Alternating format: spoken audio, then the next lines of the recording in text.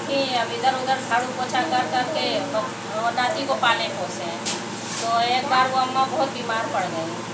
अब बीमार पड़ गई अम्मा, तो फिर वो लड़का छोटा सा वो इधर उधर करने लगे कि ये कैसे खाए कैसे नहाए क्या करें। तो मोहल्ले पड़ोस से सब लोग ला के दे देते थे, खिला देते थे। तो बूढ़ी अम्मा को खिला पिला के चले जाते थे। तो बूढ़ी अम्मा लेकिन मतलब बीमारी में ही बहुत सोचने लगी कि अभी तो चलो मैं हूँ तो ये है, और मेरे बाद इसका कौन होगा। तो बहुत ऐसे सोच में पड़ गई। तो फिर ऐसे ही करके सब लोग इलाज उलाज करवाए तो अम्मा सही हो गई। अब सही हो गई तो वो अम्मा के दिमाग में वही चलता रहा कि अभी मैं हूँ तो ये बच्चा अभी है मेरे सामने, मेरे बाद इस बच्चे का क्या होगा। तो फिर वो अम्मा उठाई बच्चे को, 1.5 साल का बच्चा था, लेकर गई मंदिर में छोड़ गई, शिव जी के मंदिर में छोड़ गई। अब मंदिर में छोड़ आई तो फिर रात का समय था, बच्चा मतलब सोया ही रहा। अब सुबह उठ रहा है तो बच्चा रो रहा है। अब रो रहा है तो पंडित जी उठे वहाँ के, बोल रहे बच्चे की कैसे रोने की आवाज़ आ रही है। तो गए मंदिर में देखे तो बच्चा मतलब बैठ के रो रहा है, खूब रो रहा है। तो पंडित जी इधर उधर घूम के आए, बोल रहे कोई दिख नहीं रहा है। फिर आवाज़ लगाए कि भाई कौन है, ये किसका बच्चा है, ये अपने बच्चे को ले जाओ। तो कोई भी नहीं आया।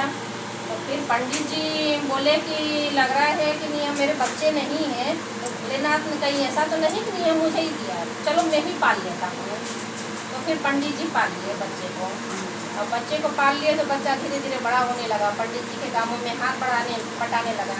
तो पूजा पाठ में जैसे भी पंडित जी धीरे धीरे बूढ़े होने लगे, बच्चा धीरे धीरे जवान होने लगा। तो हर जगह जाके पंडिताई करना, पूजा पाठ करना, मंदिर की साफ सफाई, जो भी काम था पूरा बच्चा संभाल लिया था। तो पंडित जी भी ऐसे बीमार रहने लगे।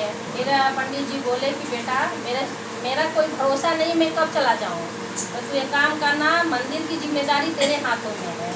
सबसे पहले उठ के नहा धो के पहले भोलेनाथ का मंदिर साफ सुथ करके उन्हें सजा के पहले उनको भोग लगाना, और तब कुछ खाना, बिना भोग के तुम खाना मत।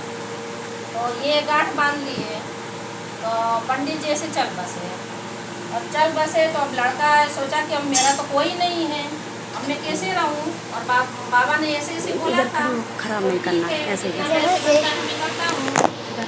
पंडित फिर वो लड़का ऐसे ही मतलब अपना उठे, भोग लगाए और वो करे। तो फिर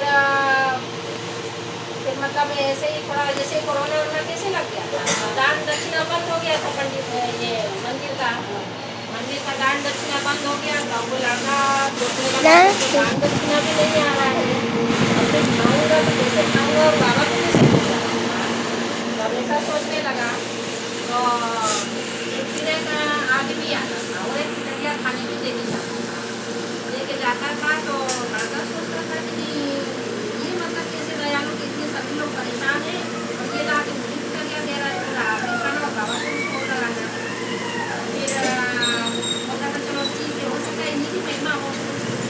तो फिर उनको भोग लगा के और प्रेम पाता था। ऐसे 1 आध महीना चलता रहा। तो वो पूछा कि भाई इतना सभी लोग खाने के लिए परेशान हैं और मतलब ऐसा सबका सबका रखा पड़ा हुआ है, और आप रोज मुझे ला कर देते हो।